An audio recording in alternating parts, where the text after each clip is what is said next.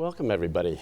Thank you for coming out today, a beautiful day for a lecture.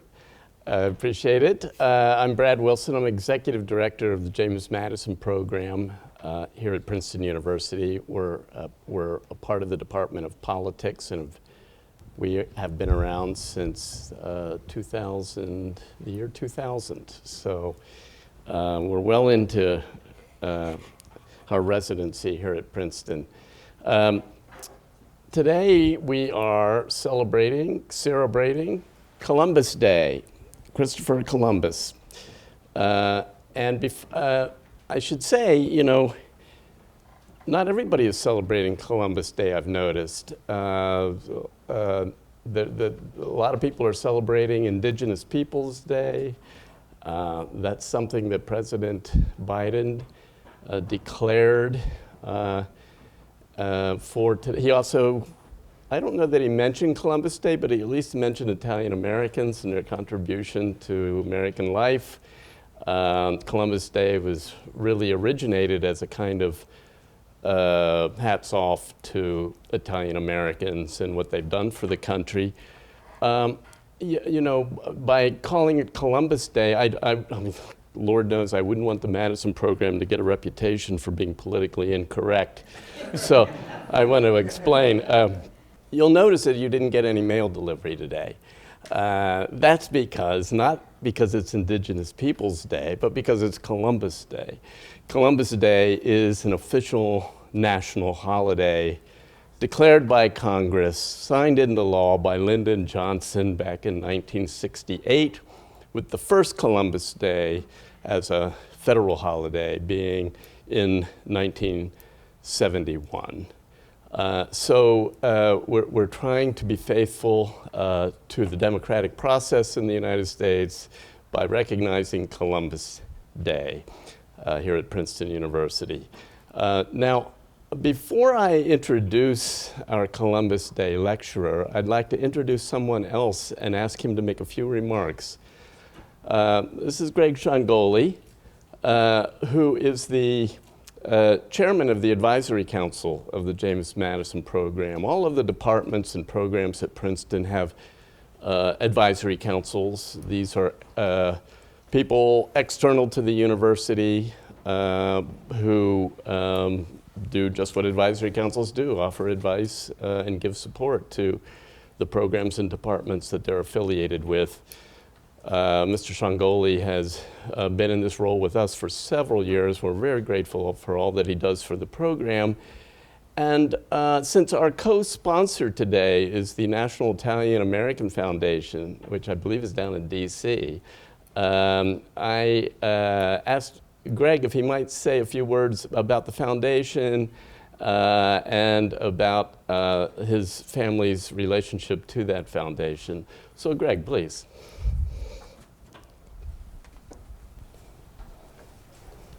Happy Columbus Day to all of you.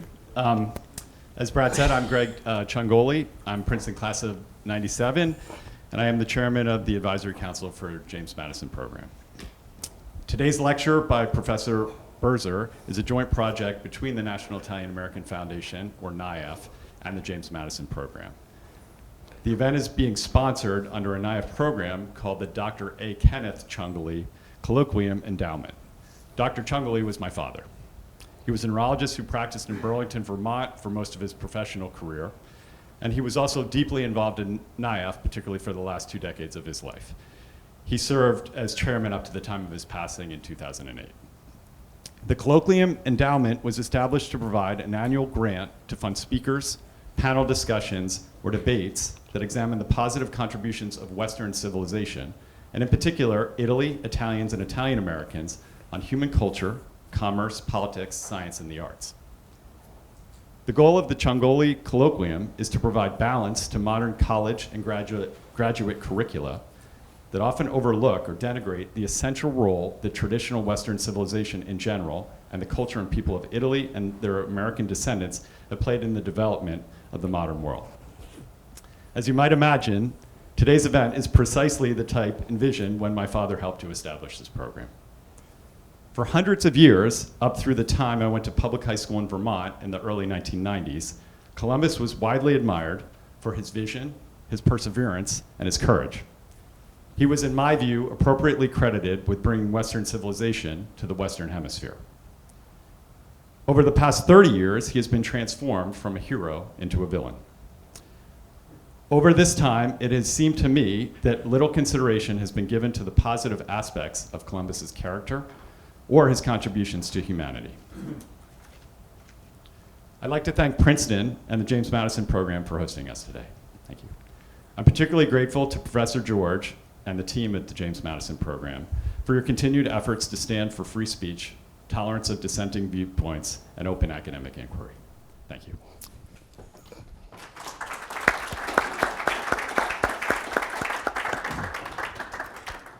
Thanks so much, Greg, and thanks so much to the National Italian American Foundation for co-sponsoring today's lecture.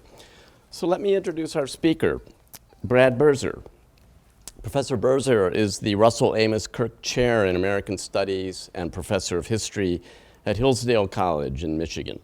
He's the author of several biographies, Charles Carroll of Carrollton, and Charles Carroll was the first American bishop of the Catholic Church, is that correct? It's his cousin. Oh, that's his cousin. John. Oh, Yeah. Is this the one who signed the declaration? Yeah, this is the sign of the Okay. Andrew Jackson, I know who he is. Christopher Dawson, J.R.R. Tolkien, and Russell Kirk, biographies of all of them. Professor Birzer teaches courses on the American frontier, the American Revolution, Jacksonian America, and the American Civil War. He's a co-founder and senior contributor at the online publication, The Imaginative Conservative. His lecture today is titled, aptly, A Frontier of Possibilities. So I do want to dedicate the lecture to all of the various peoples that are part of the American fabric, the indigenous peoples, the Italian Americans, the explorers among us, and so on. So with that, Professor Birzer. Thank you. All right, good afternoon, everybody. It is very good to be here. I especially want to thank Brad Wilson. I was pretty surprised when I got an email from him about 2 months ago now asking me to come and to be a speaker here on Columbus Day about Columbus in some way. And I thought, oh my gosh, what's going to happen when I show up on Princeton's campus? And I'm supposed to be giving this talk about Columbus. And I'm actually probably going to be a little bit more radical than it necessarily sounds like, because I'm going to talk about quite a few controversial things today, some about Columbus, some not. I do want to say that I am not an expert on Columbus.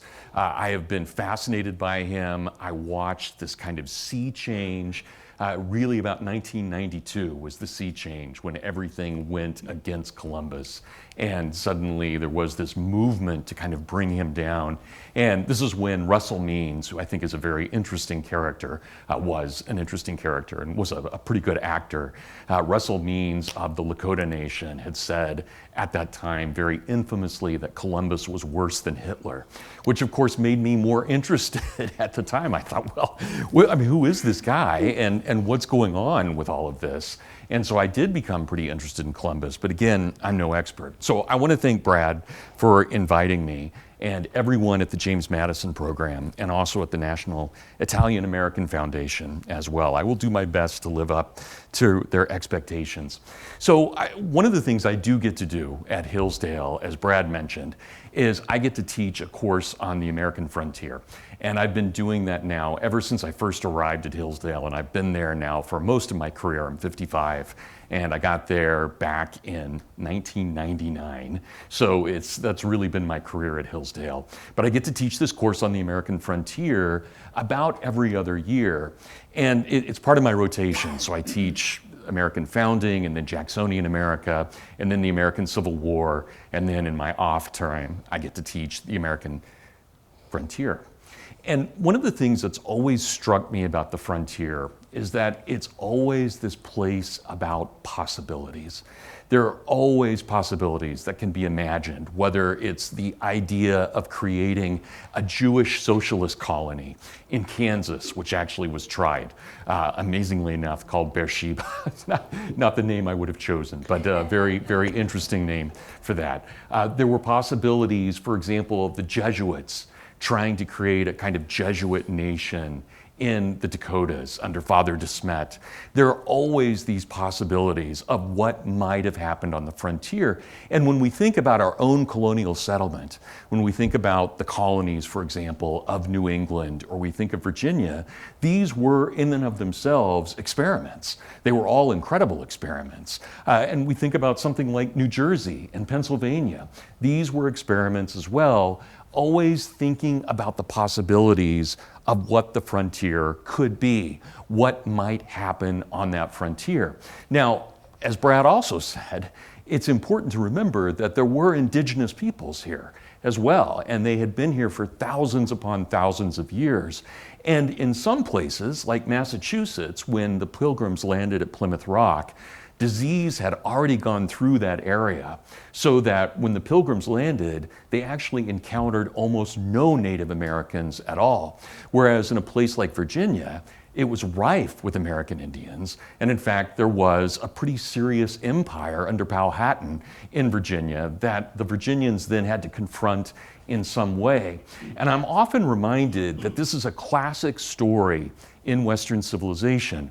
One of my all-time favorite writers is this ancient Roman by the name of Virgil, wrote an incredible book called the Aeneid. I think it's probably only second best to the Lord of the Rings. It is certainly one of the great mythologies ever written, and it's a beautiful story. If you get the Robert Fagles edition, which is the most recent translation, this is just a well-told tale, and the Audible version is very good as well. But the story of the Aeneid is the story of taking Troy and the Trojan community and the remnants of the Trojans and taking them to the Tiber. But when they get there, they find that the Latins are already there. And therefore they have to figure out, as Trojans, how do they deal with those Latins? Do they interact with them? Do they destroy them? Do they become one people with them? And this is the exact same kind of question that we see in America in a novel like The Last of the Mohicans, which is by James Fenimore Cooper and one of the great stories that deals with a clash of civilizations. What happens when various peoples come together? And that's that frontier of possibilities. And I think that we'll see here during the lecture that there were in fact times that we, meaning those of us who come out of Western civilization, almost dealt very well with the American Indians, but overall the story was a tragic one. So the frontier is full of possibilities. It is, for all intents and purposes, always the future when we think about what the frontier is. If we think about where settlement would be, it's always this possibility of what might happen. Thomas Jefferson, I think beautifully, in his inaugural address in 1801, described America this way.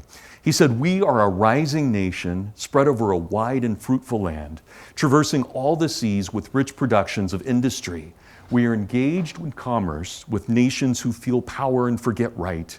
We are advancing rapidly to destinies beyond the reach of mortal eye." I love that. Destinies beyond the reach of mortal eye. And Jefferson is awed by this, and Jefferson is rarely awed by anything. He was a man who was very full of confidence and certainly had a great belief in himself. And so when he makes statements such as this idea that we are reaching beyond the mortal eye, we can feel that Jefferson is humble at this moment. And yet Jefferson doesn't have the greatest vision of what the frontier will be. He has a great philosophical vision. He believes that the frontier will be this place where there is this melding of peoples, becoming something new in all of that, where the European mixes with the Indian, and this third thing is created, the American. But in terms of his own understanding of how the frontier would play out, Jefferson was wrong about a number of things. He said in 1801, for example, that it would take close to 1,000 years for settlement to reach what's now St. Louis and the Mississippi River. He was off by a lot. And at the time, the British laughed at him and said, no, it'll only take 300 years for settlement to reach St. Louis. And this is one of the things that I think we in 2022 often misunderstand. The frontier moved so very quickly that it really was beyond our mortal eye. It was beyond our understanding of what that destiny was. And you can imagine in 1801, when Thomas Jefferson gives his inaugural address, almost all of American settlement, white and black, is still hugging the coast of the Atlantic. It's barely to the fall line. And so there is actually a logic when Jefferson says it'll take 1,000 years to reach St. Louis. He's looking at the time frame it took to go from the Atlantic coast to the fall line, and then he's taking that and he's saying, well, geographically, we have this many periods of time that it will take until we settle this. And he's off. He's deeply off. And so you can imagine at that point in 1801, he's thinking this is going to take 1,000 years, but by 1847 and 1848, the continental United States is in the form that it's in now, with the exception of that small area in extreme southern Arizona, which we purchased in the early 1850s. But otherwise, within half a century, the United States is already essentially as it will be. Something that Jefferson never anticipated, something Congress never anticipated, something the founding fathers never anticipated, recognizing that this would move as quickly as it did. And of course, we know that every time America advances in terms of her frontier, she not only has to deal with the American Indians in a certain way, again, sometimes good, sometimes bad, but she also has to deal with the issue of slavery and whether or not slavery will be extended into those territories. And that's part of the story that I want to give today. So Frederick Jackson Turner, one of the great historians in American history, writing one of the best essays ever written on American history called The Significance of the Frontier in American History, writes about the frontier this way. And he wrote this in 1893, a speech he gave in July of 1893 at, of all places, the Columbian Exposition, the 400th anniversary. They were off by a year. It was 1893. It should have been 1892. But at the Columbian Exposition in Chicago. And Turner, in his paper, and right across the street, Buffalo Bill is performing his Wild West show. So you can imagine what people, if they got to choose, go see this young academic read his new paper or go see Buffalo Bill, what they would have chosen. And it was an extremely hot, humid day. Frederick Jackson Turner said, "Thus, American development has exhibited not merely advance along a single frontier, but a return to primitive conditions on a continually advancing frontier line, and a new development for that area. American social development has been continually beginning again and again and again on the frontier. This perennial rebirth, this fluidity of American life, this expansion westward with its new opportunities, its continuous touch with the simplicity of primitive society, furnish the forces now dominating the American character. The true point of view in the history of this nation is not the Atlantic, but the Great West." And that was his understanding of what made the American character. It was this progressive clash. And Turner, even though he's deeply conservative, comes out of the progressive school of thought in which he's thinking of history. It is this clash of the European hitting the American Indian, but neither being able to dominate completely. And so this third thing is created, the American. And this is very little different than the kinds of things that Friedrich Hegel had said in his own German philosophy of progressivism, where you have a thesis and an antithesis. They clash with one another and they create this third thing, a synthesis. This is what Frederick Jackson Turner is doing. It's the same thing Karl Marx did as well, but in economics and history rather than just in history. So I don't mean to denigrate Turner, but he definitely has a particular point of view, and he comes from a particular school of thought that suggests that all of history is really based on this idea of conflict. He says, little by little, the American transforms the wilderness, but the outcome is not the old Europe. The fact is, here is the new product that is the American. At first, the frontier was the Atlantic coast. It was the frontier of Europe in a very real sense. But moving westward, the frontier became more and more American.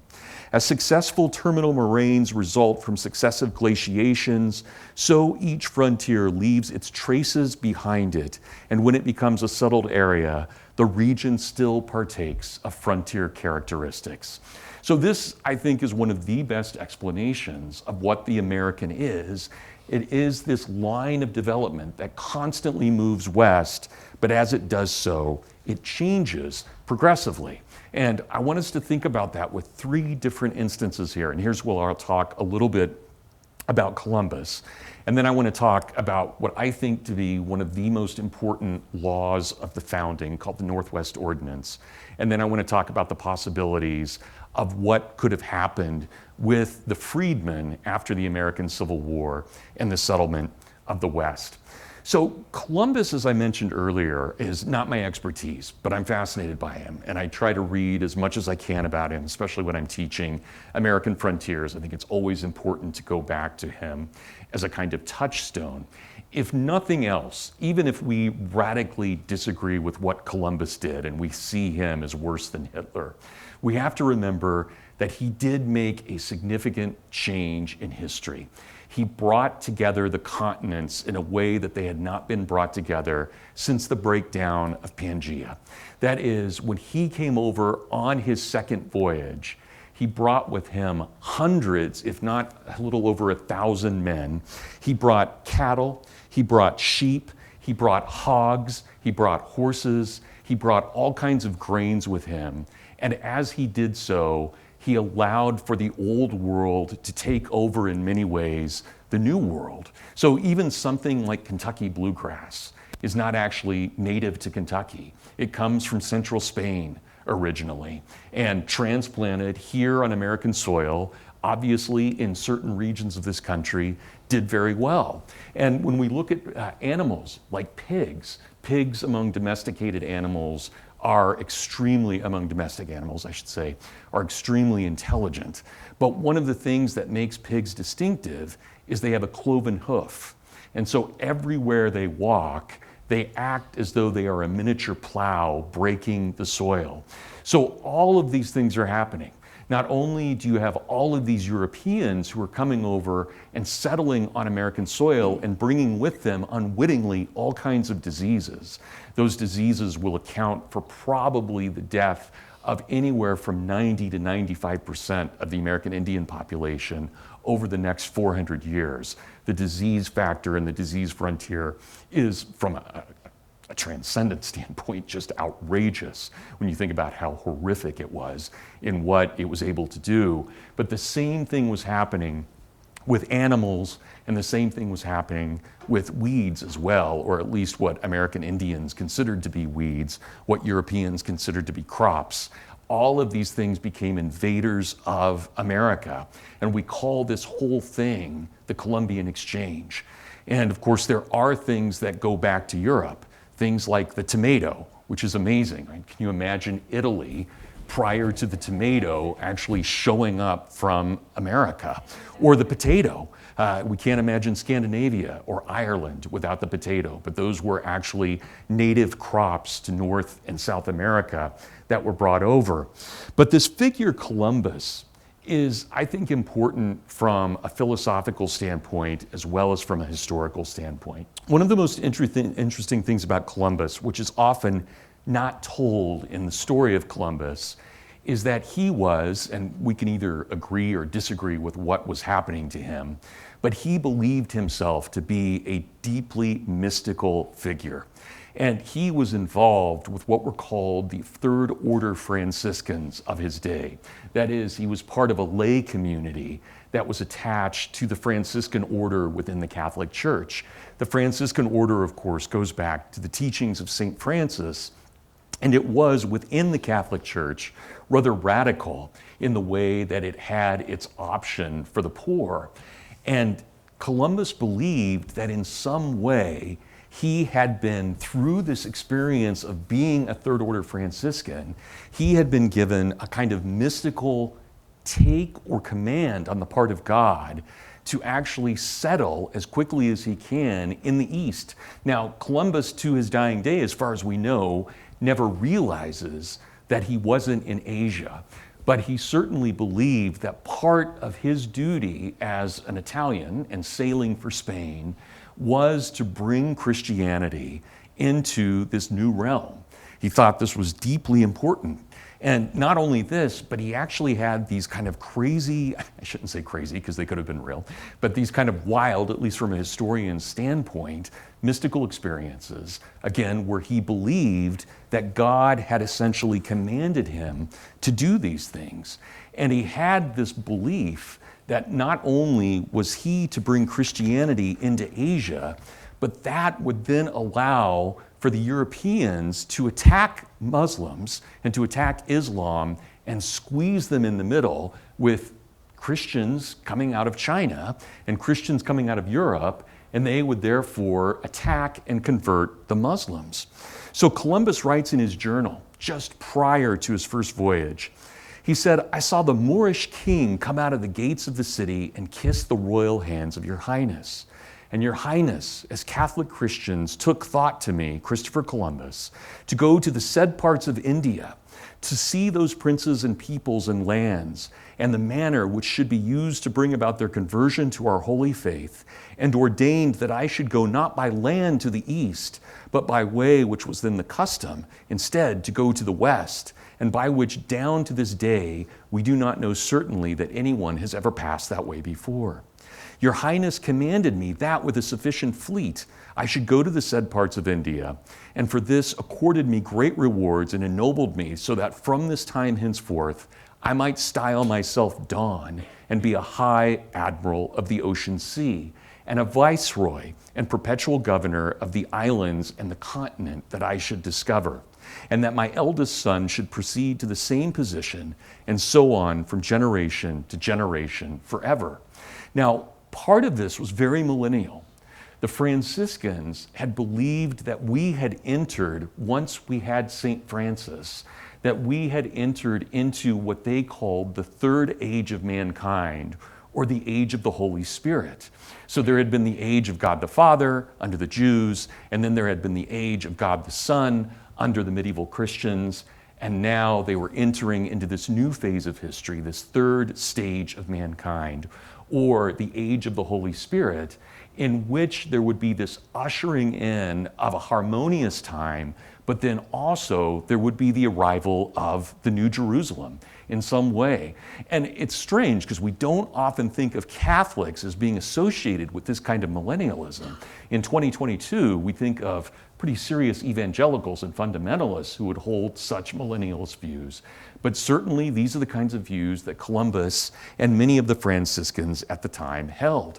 And Columbus believed that there was something providential about his going to China, and there was always this rumor in the West that there had been bishops that had gone under a guy named Prester John into China to escape Muslims.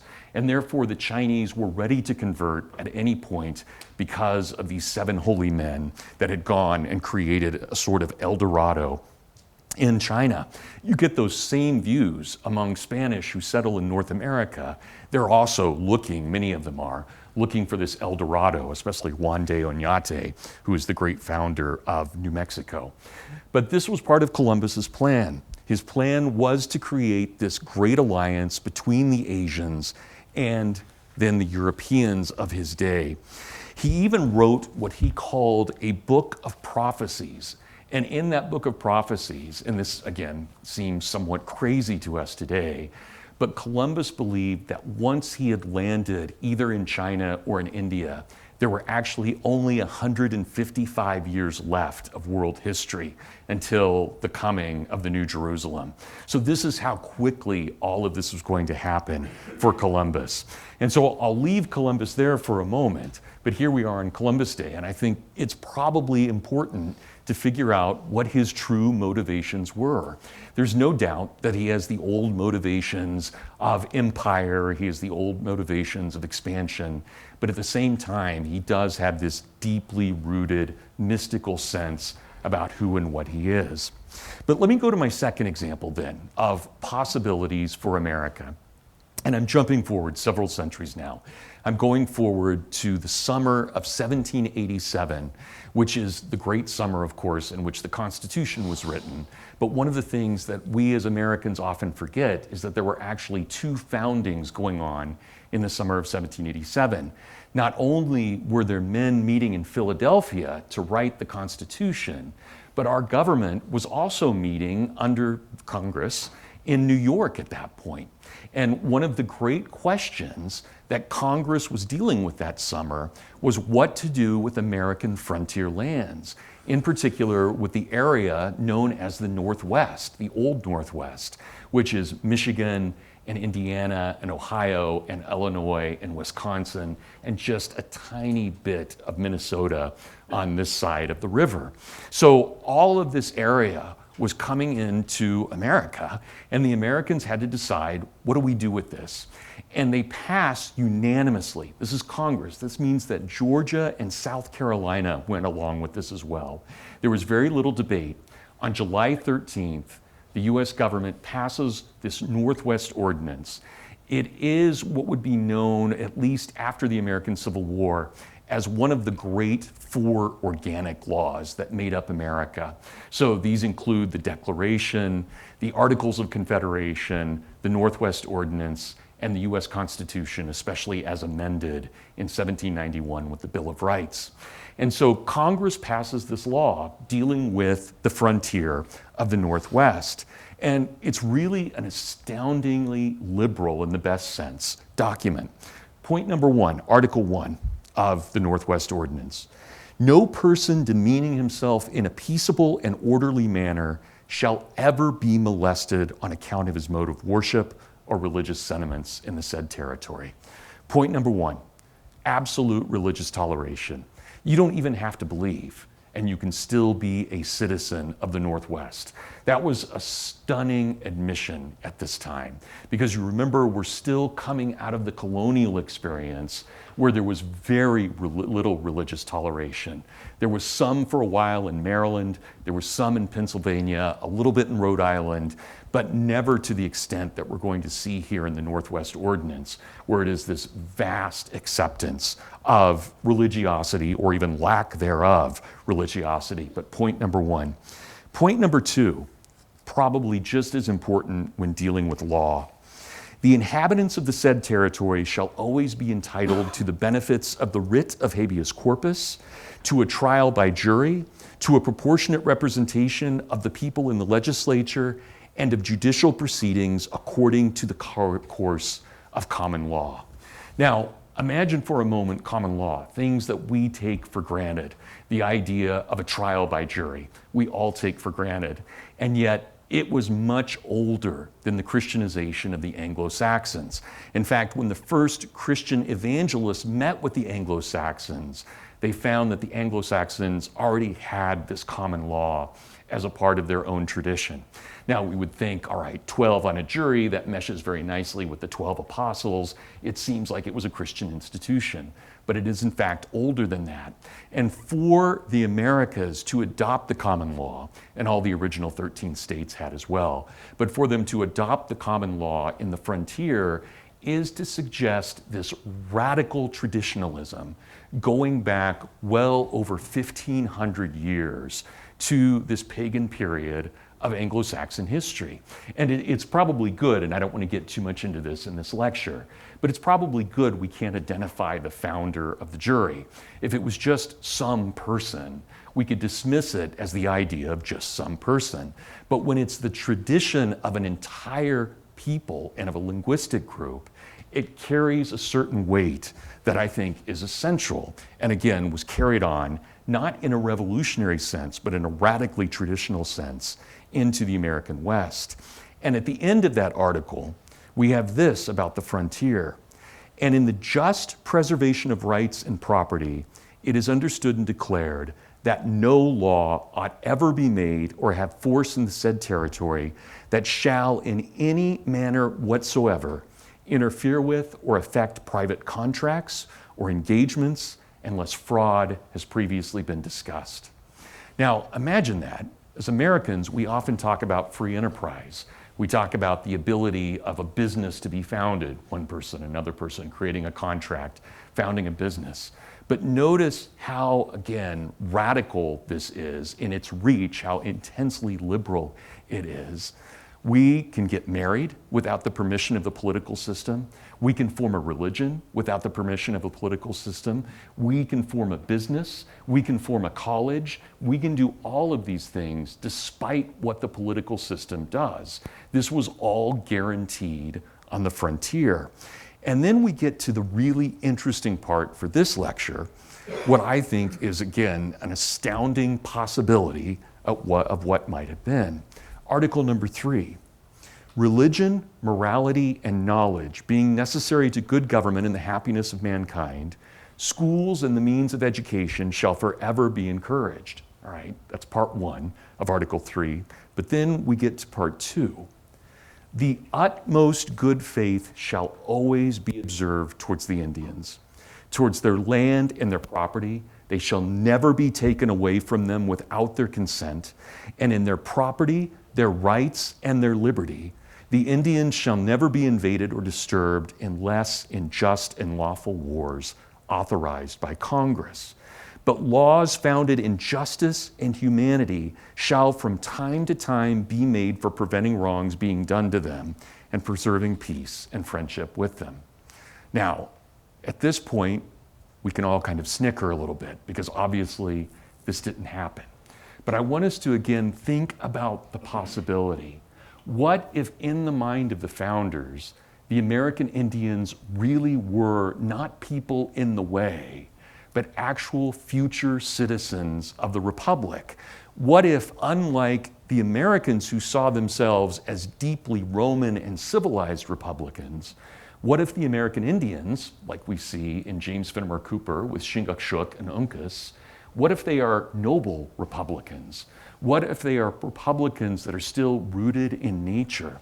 And I think it's critical to note that the founders had a rather positive view about what the American Indian was. Now, it doesn't work out that way. Obviously, the history of U.S. relations with American Indians, though there are times we get along with certain tribes here and there, but certainly the history is one of tragedy. And we see that history devolve significantly over the 19th century until the point, and again, I don't want to be too negative about this, but at least to put it in perspective, you can imagine that we get to the point even in 1877 where one of the tribes that had been allied to us completely and in every war against other Indians, the Nez Perce Indians, and had been our friends since Lewis and Clark had first met them in 1805, we suddenly turn on them in 1877, and not only do we take their land away from them, but we chase them over 1,000 miles, the military does, up and through Yellowstone into Montana and right on the border of Canada. The Nez Perce stopped thinking they had reached the border of Canada. They were about 40 miles short when the US military caught up with them and didn't slaughter them, but certainly went to war rather vigorously against them. This was a tribe that had always been our allies, had been our allies from day one, and yet we turned on them in 1877. And so I don't want to suggest here that this is always a rosy picture, but I do want to suggest that before history took its tragic course, that there were possibilities of actual coexistence with the American Indian rather than just domination of the American Indian. I'll skip Articles 4 and 5.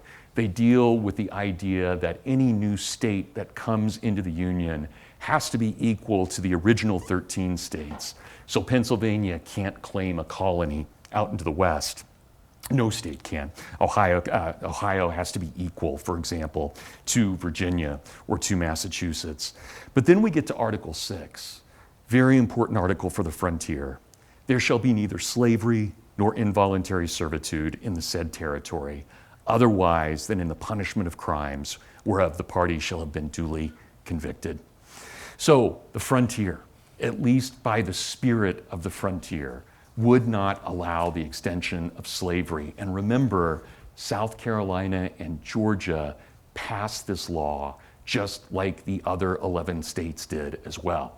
It was a 13-0 vote in favor of the Northwest Ordinance being passed. That law is then passed again after the Constitution is ratified.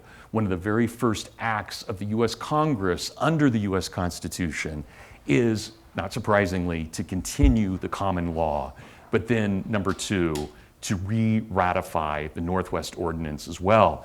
And I would ask us just to think about the importance of that. We jump forward into American history and think about what happens in 1854 when you have Lincoln arise. Again, he had been around in the 1840s, but you have the Douglas Act, which said that states in the West or territories in the West could actually vote by mere majority whether or not to have slaves. And you have this arising then of a number of peoples who fight against this. And they take the name Republican, capital R Republican at this point. And why do they take that name?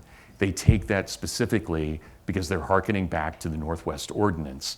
And of course, think about what the Republican Party stood for when it ran for the presidency for the first time in 1856. It had an anti-Mormon plank, but it also had specifically, there shall be neither slavery nor servitude, involuntary servitude, in the said territory. They took the language exactly from the Northwest Ordinance. And that, of course, is what Lincoln is elected on in 1860. So even there, where the founders may not have gone as far as we'd like, they certainly give us a sense of what is possible on the frontier. Well, let me give you one last example here of possibilities. And this is at the end of the American Civil War, suddenly, and we've got a population in America of about 30 million people at that point, just a little over 30 million people. Suddenly, 4.25 million of those people are now citizens, and they had been enslaved only a few years earlier. And this is a difficult question. How do you integrate all of these peoples into American society? Lincoln's solution, at least for part of the time, was that blacks should be sent back to Africa or somewhere in a colony in Latin America. So he was, for at least much of his presidency, a recolonizer. But imagine we have our own possibility of colonization at home. Why not have blacks settle in the Great Plains, the area that was just coming under settlement in places like Oklahoma and Kansas and Nebraska and the Dakotas? And of course, this was a great possibility that blacks could migrate to the Great Plains themselves. And we know that in the early part of the 1870s, probably about 40,000 ex-slaves migrated to Kansas and to Nebraska and the Dakotas. And they did extremely well. There's still one fairly good-sized town. It's a Kansas town, so it's not huge by any means. But there's still one good-sized town, Nicodemus, Kansas. It's remembered mostly in Black history because of how many people it contributed to the Negro baseball leagues. But it was a thriving Black community. And we know that under the influence of Booker T. Washington, about 50,000 Blacks migrated from the South to Oklahoma. So this was a great possibility of what might happen. It never went as far as it could have, but it certainly was a possibility. And again, when we think about the frontier and we think about what might happen or what the frontier is, this would have been one faithful way of dealing with this problem at the end of the Civil War. So one newspaper in Kansas said, "We have been so long aiding white people coming here that certainly no one would ever think of refusing the freedom of this state to the colored people who are now seeking liberty and a home. We beg you, treat the colored people exactly the same as if they were white people in like circumstances." And we know that there were in the 1870s about 20,000 acres of farmland taken up by Black, they were called exodusters at the time, those who shook the dust off their feet of the South and migrated to the West. Now, again, all of these things are possibilities, whether we're thinking about Christopher Columbus and his kind of mystic vision of what might happen in a frontier, and of course ended up being in the Americas, not in Asia at all. What might happen then with the possibility of the Northwest Ordinance and how white American Indians be treated. And then, of course, this possibility of what these exodusters might be. All of these things were possibilities. None of them happened exactly as I think we in 2022 would like to look back and see them have happened. But I want to remind us of something that I mentioned now almost 40 minutes ago, and that was this: the American frontier moved at an astounding rate. So we know again that Thomas Jefferson said it would take close to 1,000 years to reach the Mississippi. It took about 18 years from the point that he said that. Not only had we reached the Mississippi, but we had actually reached the Missouri River as well. And all of Missouri, much to the shock of everyone, was ready to come in as a state as of 1819. And then we jump forward to the Mexican War, and we see America taking over all of northern Mexico and gaining this huge, absolutely huge territory.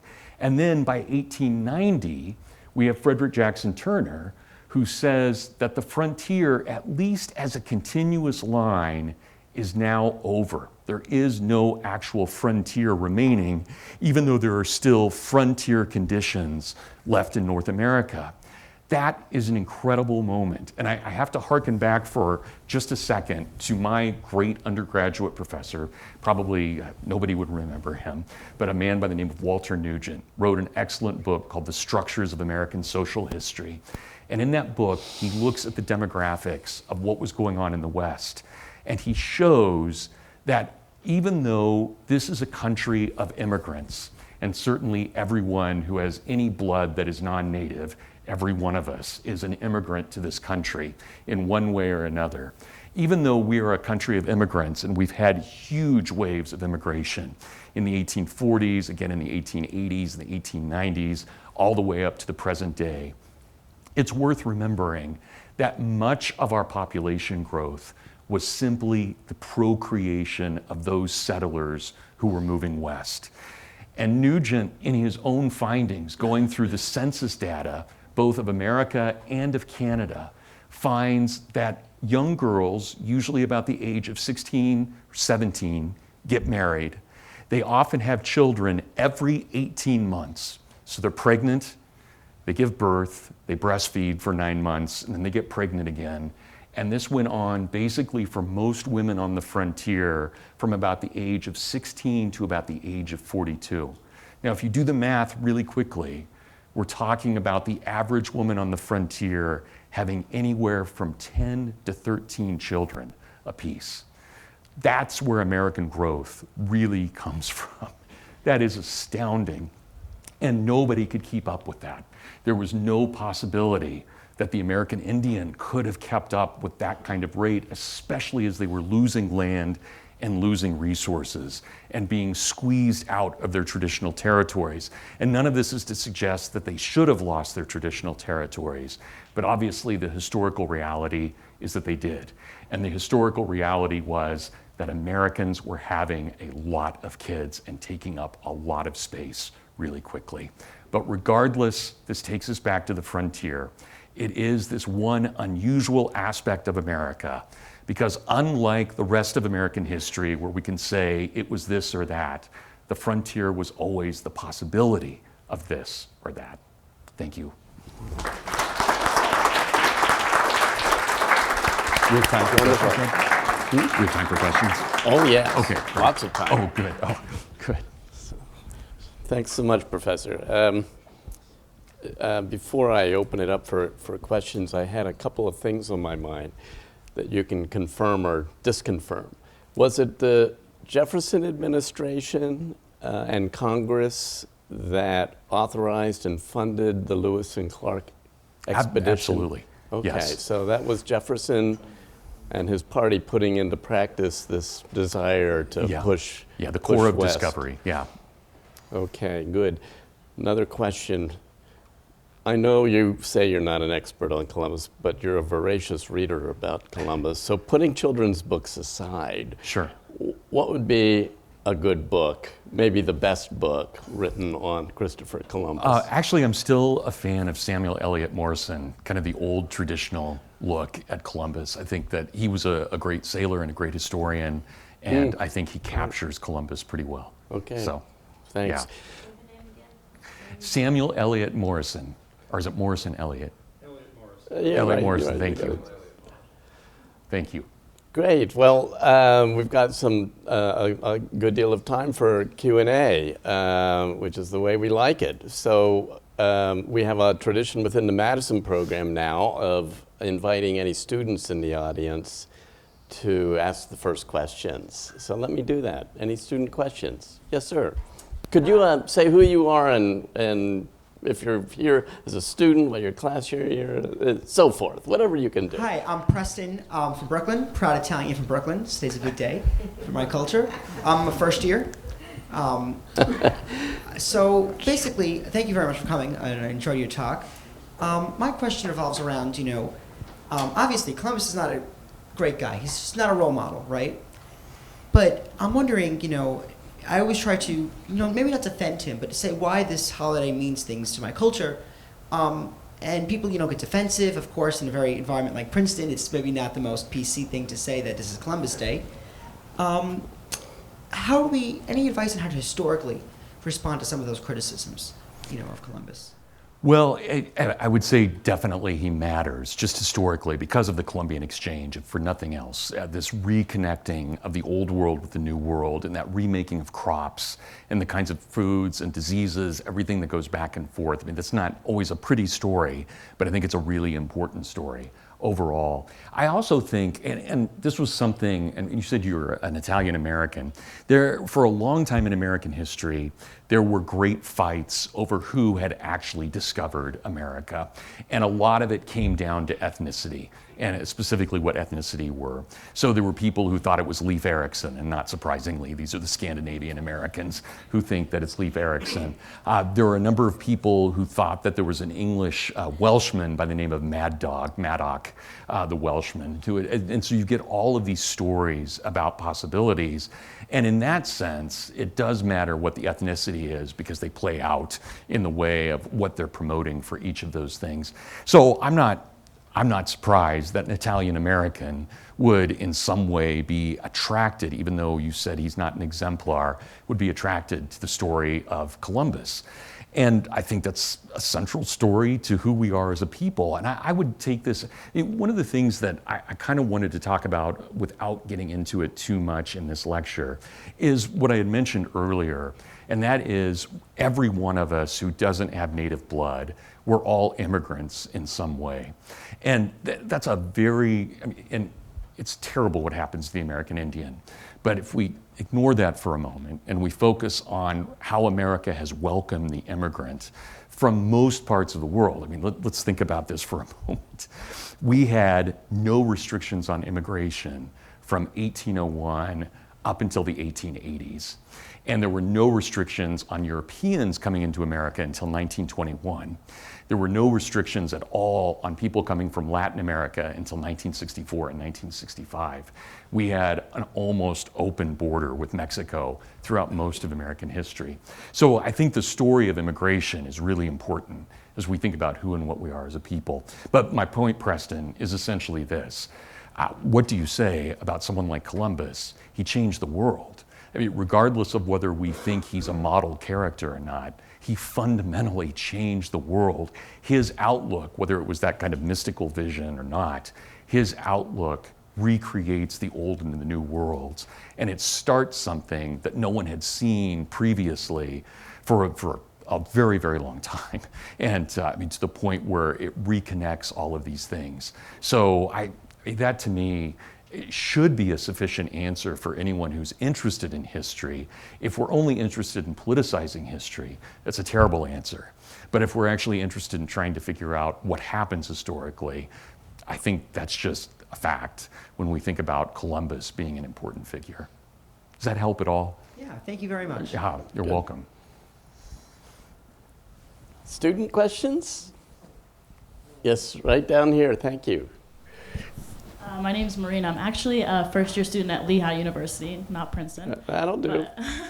My question's about the Northwest Ordinance. Sure. So it fascinates me that it was unanimously passed. How were the pro-slavery states for this? Were they not aware of the impact that the Article 6 would have on a long-term basis? It's very, this is the great question. And one of the things that people tried to answer, especially when you get to the Republican Party in the 1850s and Lincoln, one of the things they say is that we have to follow both the spirit as well as the letter of the Northwest Ordinance. Because if we only follow the letter, that means it's only those 5 states plus a little bit of Minnesota that would be a part of that. Otherwise, though, if we follow the spirit, it means this is really what the frontier is about. So it is shocking. It's absolutely shocking that South Carolina and Georgia went along with this, because we're going to see on August 8th that this introduction in the constitutional debates of the issue of slavery will be an extremely contentious one, and it will deeply divide the American states at that point. And there's a good possibility that Georgia and South Carolina are going to walk if they don't get their way on the slavery issue.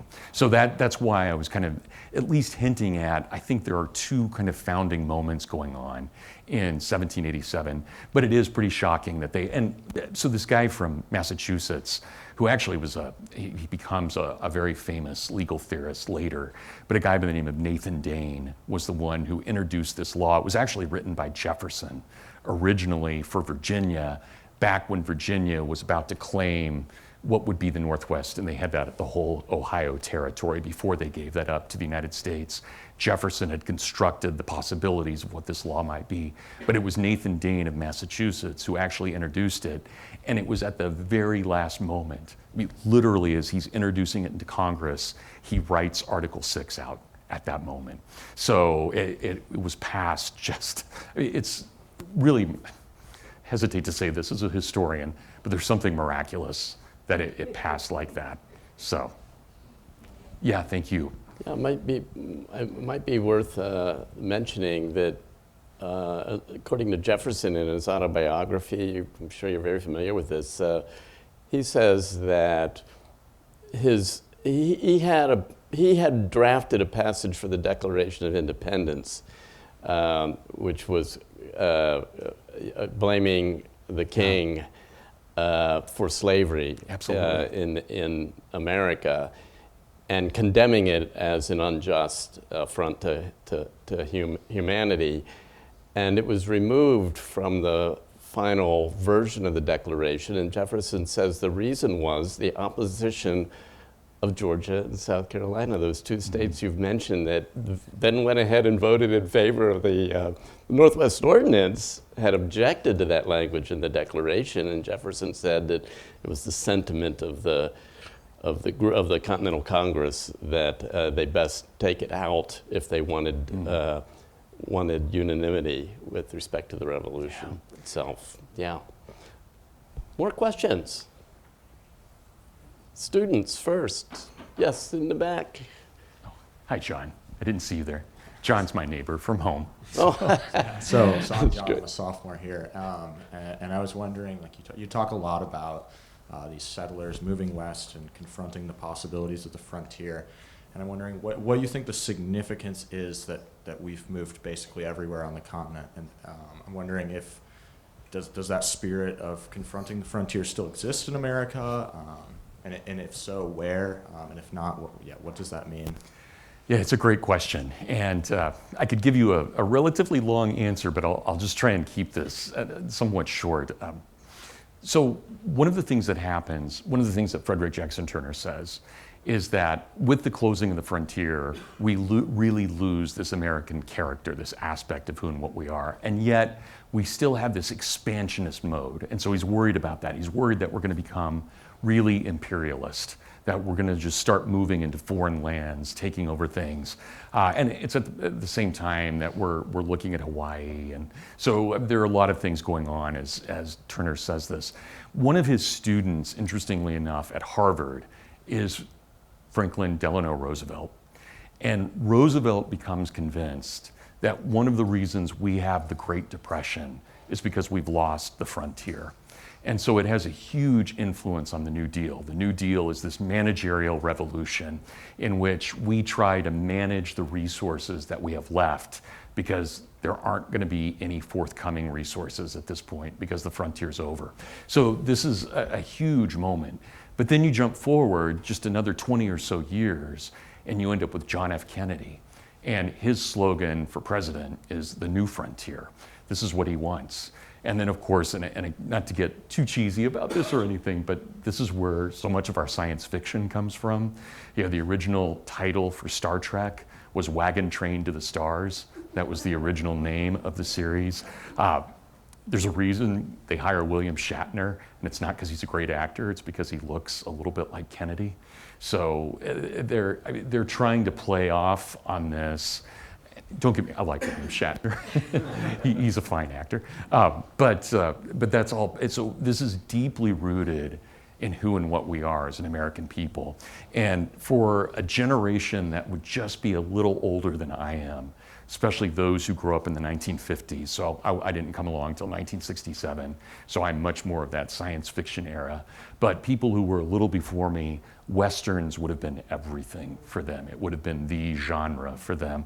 And reliving that story over and over again, John Ford in his movie in The Searchers, as well as in Stagecoach, and everything John Wayne was doing with John Ford, they were really exploring a lot of those issues. So I would say, John, again, not to get too detailed about this, but I think this is deeply rooted in who we are as a people, and we're always thinking that way about this. And I think even questions that will be raised as we actually do go into space again, I think will be based on a lot of these questions about resources. What do we do?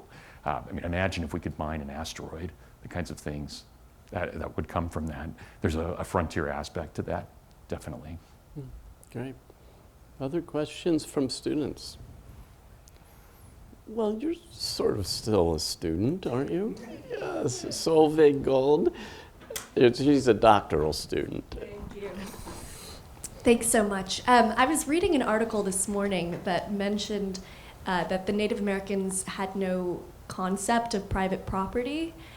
So I'm wondering if that's true, what the writers of the Northwest Ordinance meant by protecting the Native Americans' private property. Did they think that they had it? Did they know that they didn't? Was that an easy workaround? Yeah, by estimate, there were probably 500 different tribes when Columbus arrived in North America. And there were definitely some that had no private property. There were others that had all kinds of private property. And so it really depends on which tribe you're talking about and which grouping within various. So, imagine by the time we get to the late 1800s, when we still have Sitting Bull and the Sioux, they counted their property by how many horses they had. So they don't have landed property in the sense that the Europeans did, but they definitely have property rights. And it's pretty telling that a lot of the explorers, that when they first arrive and they meet the American Indians for the first time and the American Indians meet them for the first time, almost always these tribes want to trade right away. They're very involved in trade. There's no reason any of you would ever have gone here, but there's a really neat map in a county historical museum in the middle of Kansas, Rice County, Kansas, which is near where this area Quivira was, what Coronado was searching for. And it was a central trading area. And just in the villages around Lyons, Kansas, they have found all kinds of minerals that are native to Alaska, native to Argentina, native to Nova Scotia, all in this one area. And it just shows that there was a lot of trade going on among the American Indians. So again, it's not property in the way that the Europeans think of it, but it definitely is property. And it's just a different accounting of what that property is. But there were certain tribes that did hold things collectively, but they were pretty rare from my understanding.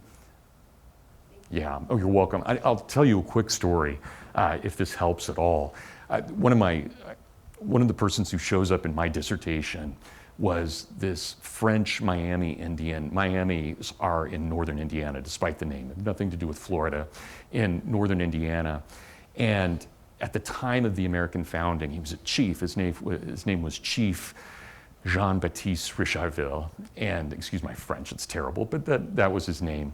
And he was one of the 10 wealthiest Americans at the time of the American founding, because he controlled this 8-mile strip of land in what's now Fort Wayne, Indiana, that connects the Great Lakes to the Ohio River. It's a portage right there where they would ship their goods across this 8 to 9 miles, and they would move them from one of the Great Lakes down to the Ohio and then onto the Mississippi and transport them. And so he charged rent. Anybody who took their goods across his property, he charged, and he was worth well over $1 million at the time of the founding. And this is an American Indian chief. He's half French, probably actually 3/4 French, but still, I mean, fascinating. So, yeah. Yeah. I've been doing a little work on George Washington, and I see in Washington's writings, both when he was commander-in-chief of the Revolutionary Army, but also as president, he dealt a lot with Indian nations, and he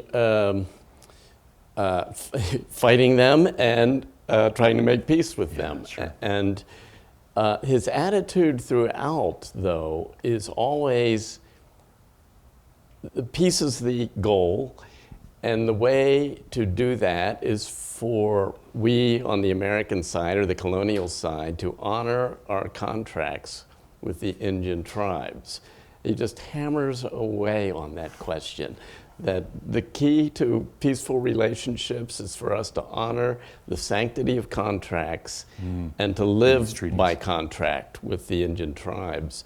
And so he was terribly frustrated that some American, rogue Americans wouldn't do that. They preferred to seize property and fight rather than negotiate agreements. Yeah. Professor George. Yes. Brad, a comment that you made right at the end prompts this question, which is really a side issue, but it's something I've often wondered about.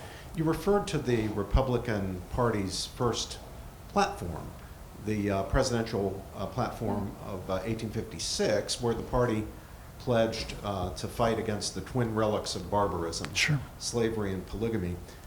You referred to an anti-Mormon plank. I'm assuming that refers to the anti-polygamy. Right. I'm not sure why I said anti-Mormon, but specifically it was directed against the Mormons. I'm glad because it raises the very issue I've long wanted to know the answer to this question.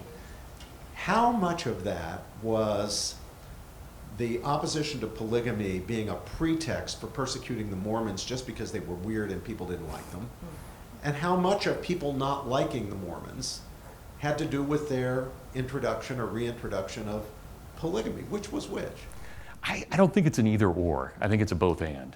I think that the Mormons, probably more than any other people in American history, outside of those who are obviously oppressed groups, but of European-derived groups, I don't think anyone was more hated than the Mormons during the 1840s and into the, 1830s, 1840s and 50s. And they had such a terrible time in Missouri and elsewhere, and had really gotten into all kinds of, calls for extermination, all kinds of things. But I think the polygamy was a part of it. But remember, polygamy was only one segment of Mormonism too. Those Mormons who followed Joseph Smith's wife down to Missouri rejected polygamy, but Brigham Young's group obviously accepted it and kept it going. So I think there was, but yeah, I would agree that polygamy was a huge issue. Yeah, thank you. Yes, down front. There's a mic coming for you. Thank you very much. Could you introduce yourself? My name is Warner Graff, and this is my daughter Alexandra, who just did a paper on Columbus for her class. Two quick questions, if you'll allow me. Sure. First, I'm originally from Indiana, northern Indiana. In fact, so I knew the chieftain you're talking about. But in my area of northern Indiana, right up on Lake Michigan, the Potawatomi tribe was the predominant tribe. Mm-hmm. The Potawatomis had guaranteed safe passage from Fort Dearborn, which is now where the Michigan Avenue Bridge is in Chicago. Sure. to Fort Wayne. And then about 200 yards outside of Fort Dearborn, they promptly slaughtered them, including 300 children and wives and stuff. From that point on, the Potawatomi wasn't going to survive, as a race in northern Indiana. The fear of them, the distrust was going to be there. But even so, my babysitter growing up was half Indian, half Potawatomi. So the first question I have is, on your research on demographics, do you have any numbers on assimilation where tribes weren't killed or died of disease, but actually became part of the American fabric through intermarriage and so on, like your chieftain, like my babysitter growing up, and so on? And then the second question is on Columbus.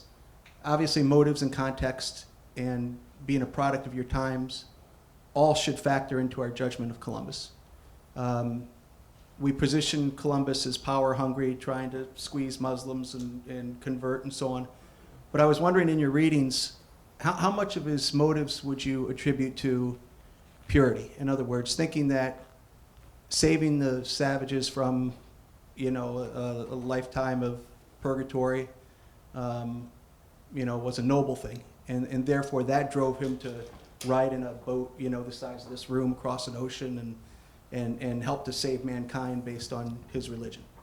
Yeah, as to your first question, I can't give you specific numbers on that. I can give you some round kind of understanding of it. So the northern tribes, especially in Michigan, Indiana, actually assimilated pretty quickly. They were French, and then they assimilated into American culture. So still today in Fort Wayne, there are still some prominent old Indian families that have integrated, but they have French, almost all have French names. In 1820, the United States sent out a census taker to that area to try and find full-bloods. And instead, they found that almost every Indian in that region was at least half French, if not more. So there had been assimilation going on, much more than in the southern tribes, even though the southern tribes, with, for example, the Cherokee and the Chickasaw, the Creeks, they integrated quite a bit with the Scotch-Irish, but they often kept their American Indian identity. Even though they may have a name like McAndrews, they still kept that identity. That wasn't the case with Northern Indians as much. And you think about how they were resettled. So Oklahoma is almost all Southern Indians. Kansas was meant to be the place for Northern Indians, but there's only a little Potawatomi reservation and a Wyandotte reservation in Kansas, not much more than that, whereas Oklahoma is full of reservations, of course. So I don't have I'm sorry I don't have exact numbers on that, but it definitely seems the case that the Northerners integrated faster, mostly because of the French influence. So it's kind of incorrect to say they were all slaughtered. This seems to be the current, mantra, right? That you've never, I remember Chris Rock saying you never see a Indian family out at Red Lobster. Well, yeah, because they may be all over the place, right? Yeah. So I guess that's a point I think we should take home a little bit. Yeah, it's very interesting you say that. I'm laughing about the Red Lobster comment because my wife works part-time in South Dakota, in Pierre, South Dakota. And it's fascinating when we go to the Walmart there, that's only a Walmart and a place called Dakota Mart. Those are the only two places you can do any grocery shopping. But it's full of Lakota Indians everywhere. I mean, they're everywhere. Pretty amazing, pretty fascinating. So in this part of the country, no, you wouldn't see that. But certainly in the West, you would.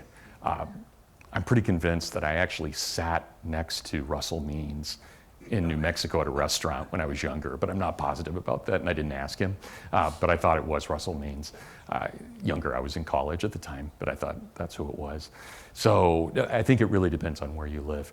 I mean, your second question on Columbus, can you repeat that again? The gist of it. How much of his motivation? Right, because everybody right. was brutal back then. The Indians were brutal, the Spaniards were brutal, Columbus was brutal. But how much of his motivation wasn't necessarily greed or power or, fantasy, but rather, in your reading, trying to do good? Yeah, right? I'll just put that into context for a moment. It's worth remembering, and I didn't get into the details of this, but it's worth remembering that the Spanish had been at war with the Muslims since 1711. Right? 1711, the Muslims sweep through Spain and take over most of it. And it takes the Spanish 800 years of warfare to reclaim Spain. And so in January of 1492, when I was reading that quote from Columbus after he had just seen the king, he saw the king because he saw the king at the final defeat of Muslims in January of 1492. And so that was a huge inspiration for the Spanish when they come over to America. And today, by the way, in Latin America, this is called the Day of the Mixing of the Races. That's how it's not called Columbus Day, it's the Day of the Mixing of the Races, where the peoples come together, which is fascinating in and of itself. But I think that so much of Spanish motivation, right or wrong, so much of it was simply that in 1492, not only had they defeated their ancient enemy, but now they've also discovered this new land, and it takes them until 1506 to know that they're actually in this new land. But once they recognize that, 1492 becomes this annus mirabilis. It is this great year of miracle, and it means that God intends for the Spanish to convert the American Indians to Catholicism, because they had just won this war against the Muslims. They're freed from that, and now they do that. Columbus had a much bigger picture in view, because he's thinking about, well, what happens with Jerusalem in particular? How do we retake Jerusalem? And the best way to do that would be to squeeze Jerusalem so that you have the Europeans coming from one direction and the Chinese and the Indians from another direction. So is it power? It is. But it was also, at least from his standpoint, it was the recreation of something that we see in John's Apocalypse. That is a recreation of Jerusalem under a Christian banner, but then to inaugurate the New Jerusalem as well. So you may say there's an aspect of insanity in all of that, but I do think he's very religiously motivated. Again, I don't consider myself an expert on it, but from what I know of him, that's how I would put that. Is anyone here from Virginia?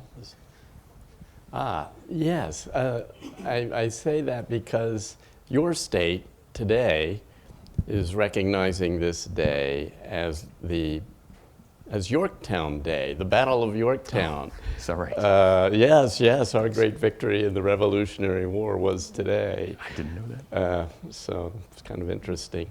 I have a demographic question. You mentioned the number of children that the frontier women gave birth to. Do you have any sense of what the mortality rate was back then for infants and all the way up through adolescence? I don't have numbers. Nugent would have all those numbers in his book that I mentioned. But we know that Americans are having far fewer infant mortalities than Europeans were at the same time. And we have all kinds of just anecdotal evidence of people on the frontier where they're having steak for breakfast and for lunch and for dinner and for a bedtime snack. You know, I mean, it's their caloric intake is outrageous. Shiloh now. No. Yeah, I mean, their caloric intake is outrageous. And compared to what a European peasant is experiencing, you know, Americans were on average a few inches taller than the Europeans at the same time. And a lot of that's just nutrition. And it's not just Europeans. The same thing happens when Asians come over, especially among the Vietnamese. When they came over in the 70s, their children are much, much taller than the original immigrants are. And that's a huge part of American nutrition.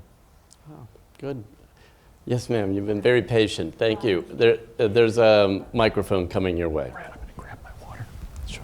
Well, I'm an Italian-American from the Bronx, but and it pains me to say this because we've always taken great pride in our hero Columbus, but I've read a book, and I can't recall who wrote it, that he might have been Catalonian based on the fact that he spoke perfect Catalan, he wrote to his brother in perfect Catalan, he, in his past, had fought against Spain and so felt he needed to hide that identity so he could get money out of Spain to pursue his travels.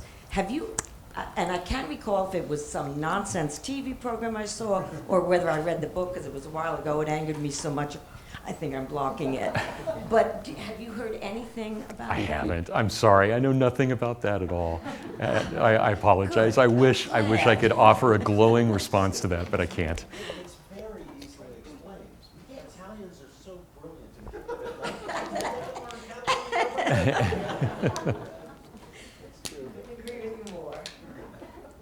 Thanks for your question. Yes. Jonathan, down here, please. This gentleman. Quickly go. I'm Bill Hart. I Yeah, live in we Lawrence. met briefly. Yeah, yeah. Yes.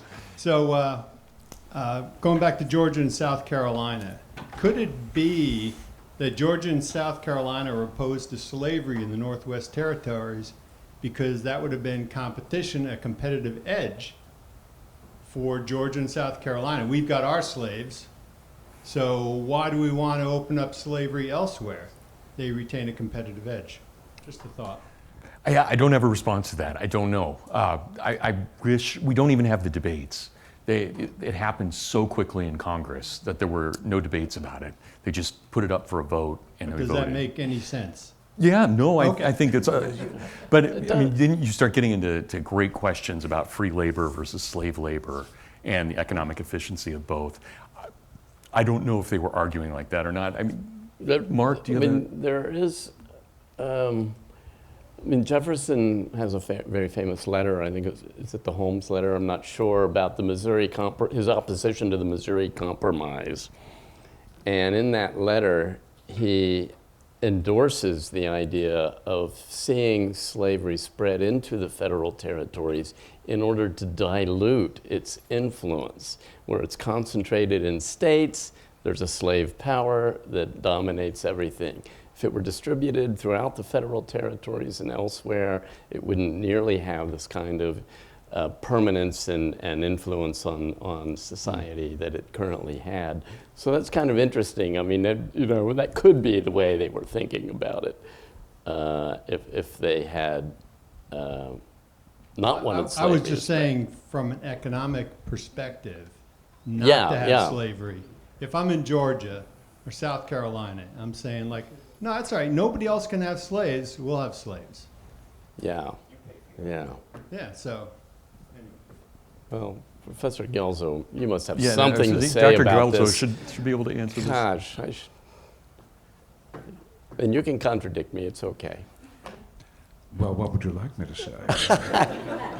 Did I get it right about Jefferson's letter? That's all I want to know. Well, Jefferson did think, yes, that permitting slavery to expand westward would dilute the slave population. Okay. He is, after all, president when the ban on slave importation from abroad is put into effect by Congress. So there was a sense in which he is saying, well, this will ameliorate slavery. On the other hand, Jefferson could be sometimes fairly logically slippery. And yes, I know it's a great shock, but one cannot always be certain that Jefferson is saying this with a purely beneficent motive. He is saying, well, yes, this will mitigate slavery. Yes, but expansion of slavery into the Western territories will also offer tremendous opportunities for selling slaves to the Mississippi River Valley and beyond. And of course, there was quite, from the early 1800s onwards, there is quite a slave trade, quite a migration of slaves. It is one of the biggest internal migrations in American history. The difficulty, of course, is that it's a compulsory migration. People are not volunteering to be sold to Louisiana and to Mississippi. But it does mean that there's quite a lucrative market for the sale of slaves from the Upper South. In fact, Alexandria, Virginia, had the reputation of being the largest slave mart in North America, not because of imports, but because Alexandria was a point of departure for other places in the Deep South, usually by boat, but also a lot of it went overland as well. There are many accounts of the movement of slave populations overland that way. So there is a serious migration westward. The question is that benefiting the slaves, or is it benefiting the people who are profiting from the slave trade? And that becomes a dicier question, one which, as I say, Jefferson offers an ambiguous example. Yeah, thanks. Other questions? Down here, yes, please, sir. There's a mic coming your way.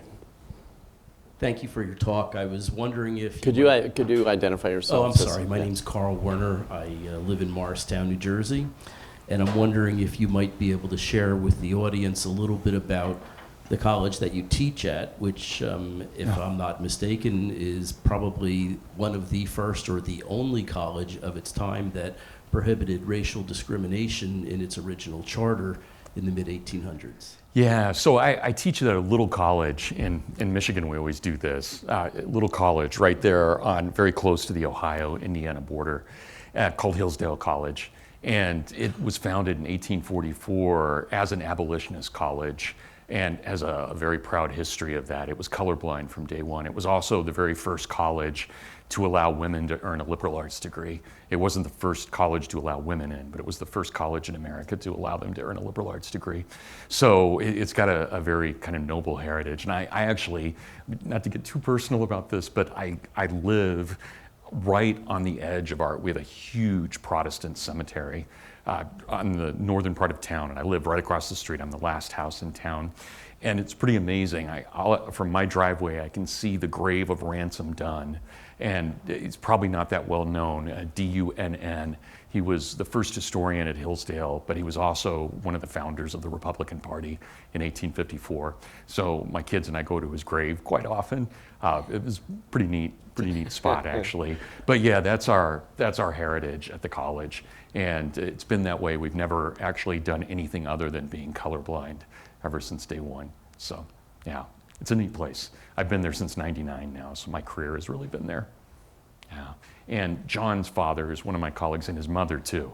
They're both at the college as well. So yeah, great colleagues to have. Back here. Thanks for that question. The name is Roger Stanke. I'm an English teacher at Trenton High. So I'm not a historian, and I'm not a student at all. That was maybe about 100 years ago. My question is, and this has to do more with the Native American in general, not so much with Columbus. I had heard that the Indians, some of the chiefs that were involved in the Indian War, French Indian War, they knew Washington, and they stated, and I think they were trying to make a point here, that they were not able to kill him. He had like bullet holes all through his hat, and his clothes, and so on. And I'm wondering if that had something to do with perhaps the reverence they had toward the European, and because of that, did that sort of put their guard down a little bit, and they were kind of like looking up to this group that would eventually dominate? Yeah. You think there's any connection there at all? I wouldn't say they put their guard down, because they clearly, many of them keep fighting for a very long time, and that warfare really goes on all the way up until the Ghost Dance of 1890, in December of 1890. But you're absolutely right about Washington and the kind of character he had. One of his titles, and he had several titles, but one of his titles was the American Achilles, because of how often his clothing had been torn off during battle, but he had never been grazed by a bullet. So it definitely adds to the whole mythological luster of him. But I can't answer you otherwise. I don't know if that affected the way American Indians thought about him. Thank you for that. And I'd gone to school in Oklahoma, so I have an affinity and a great love Sure. for the Native Americans, so it's based kind of on that, too. Yeah. Thank you. Thank you. Thank you very Washington, much. I mean, when he wrote two leaders of the Indian nations, it was always with great affection. It's really amazing when you read his letters, his love for them, his wanting nothing but the best for them and wanting to help them. I mean, you know, it wouldn't go over well probably in most audiences today, but I'll point it out anyway. He would refer to them as my children. You know, I don't know how they felt about that, but I think they must have felt all right with it, or he wouldn't have said that. So it's really something. Well, look, I'm sorry, we're at 6 o'clock. Sorry for those who didn't get your questions in, but before we thank our lecturer, let me just mention that the next Madison program lecture is this coming Thursday at 4:30. I believe it's in this room. Is that correct? Yes. 4:30, Carl Truman from Grove City College has a very fascinating book out on, well, I won't even try to describe it. Just look at our announcement of it and decide for yourselves. But he's going to be in conversation with our assistant director, Shiloh Brooks, who I hope has finished that 400-page book. Okay, good. So I hope you'll come out for that. Professor George? And on behalf of the Madison Program, I want to thank our friends at the National Italian American Foundation for sponsoring, co-sponsoring this lecture, and for all the fine work that they do. And to all our Italian American friends, a happy Columbus.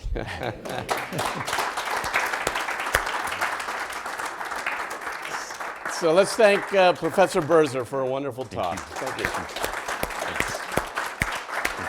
Hey, good job. I really enjoyed that.